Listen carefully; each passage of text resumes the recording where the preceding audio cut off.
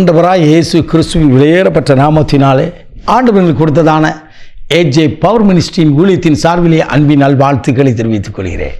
எனக்கு அருமையானவர், எப்படி இருக்கின்றீர்கள்? இன்றைக்கு வேதம் வாசித்தீர்களா? தேவ சமூகத்தில் நின்றீர்களா? கர்த்தர் உங்களை அளவில்லாமல் ஆசீர்வதிப்பாராக.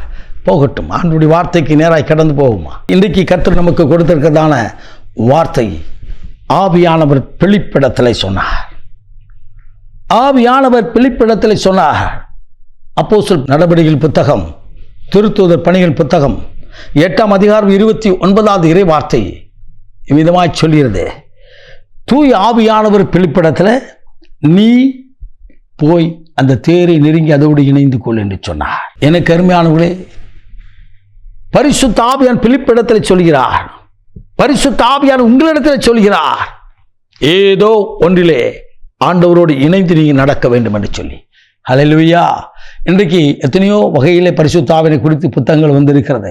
பரிசுத்த ஆவியை பெறுவது எப்படி, ஆவியின் வல்லமையை பெற்றுக்கொள்வது எப்படி, பரிசுத்த ஆவியின் அபிஷேகம் பெற்றுக்கொள்வது எப்படி, பரிசுத்த ஆவியானுடைய கிருபைகளை பெற்றுக்கொள்வது எப்படி, பரிசுத்த ஆவியிலே கனி கொடுப்பது எப்படி என்று சொல்லி பலதரப்பட்ட புத்தகங்கள் வந்திருக்கிறது. ஆனால் பரிசுத்த விவிலியத்தில், பரிசுத்த வேதாகமத்தில் கர்த்தருடைய ஆவியானவர் சொல்கிறார் பிலிப்பிடத்தில், நீ போய் பிலிப்பிடத்தில் சொல்ற, நீ போய் அந்த தேரோட வனாந்தரத்துக்கு போய், இப்போ ஒரு தேர் வருது, அதில் ஒரு மனுஷன் இருக்கான், அவன்கிட்ட போய் என்னுடைய வார்த்தையை சொல் என்று சொல்லி அனுப்புகிறார். ஆம், உங்களிடத்திலும் ஏதோ ஒன்றை சொல்ல ஆண்டவர் விரும்புகிறார். எனக்கு அருமையானவர்களே, பரிசுத்த வேதத்தில் நீங்கள் வாசித்து பார்ப்பீங்கன்னா ஆவியில் நிரம்பப்பட்ட அனுபவம் உண்டு. நல்ல கவனிங்க, ஆவி பெறுவது வேறு, ஆவியின் அபிஷேகத்தோடு பேசுவது வேறு, ஆவின் அனுபவத்தோடு கடந்து போவது வேறு. எனக்கு அருமையான பரிசுத்த விவிலியத்தில் நீங்கள் வாசித்து பார்ப்பீர்கள் என்று சொன்னால் 3 நபர்களை குறித்து வேதத்தில் நீங்கள் பார்க்கலாம். ஆவி குழாய் நிரம்பி கொண்டு போன அனுபவம். எசேக்கியேல் 37ஆம் அதிகாரத்தில் வாசிக்கிறோம், ஆவி குழாய், பரிசுத்த ஆவி குழாய் நிரம்பி கொண்டு போன ஒரு அனுபவம்.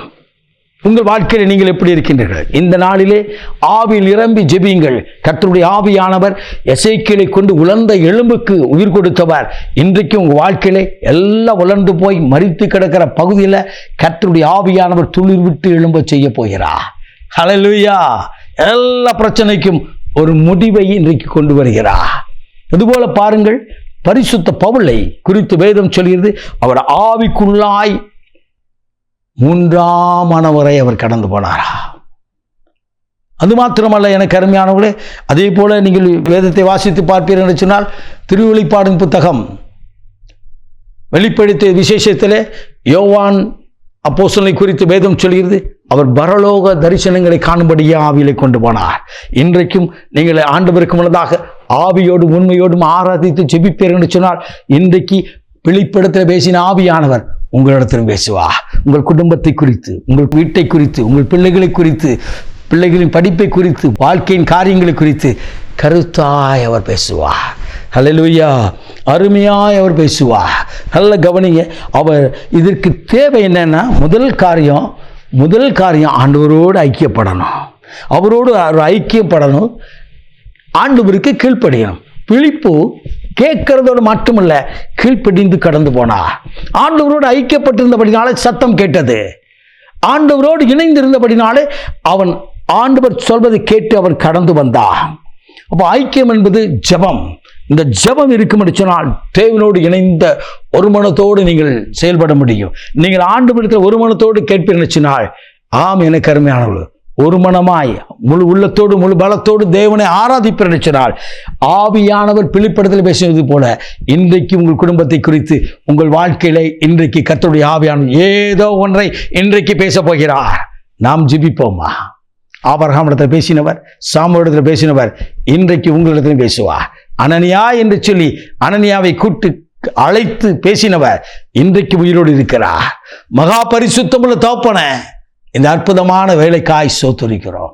இன்றைக்கும் உம்முடைய பாதத்தில் நின்ற பரமனே, உம்முடைய பரிசுத்த சத்தத்தை கேட்டு என்னோடு கூட ஆவியில் இணைந்து ஜெபிக்கிற ஒவ்வொரு மேலும் தகப்பனே அற்புதம் வருவதாக.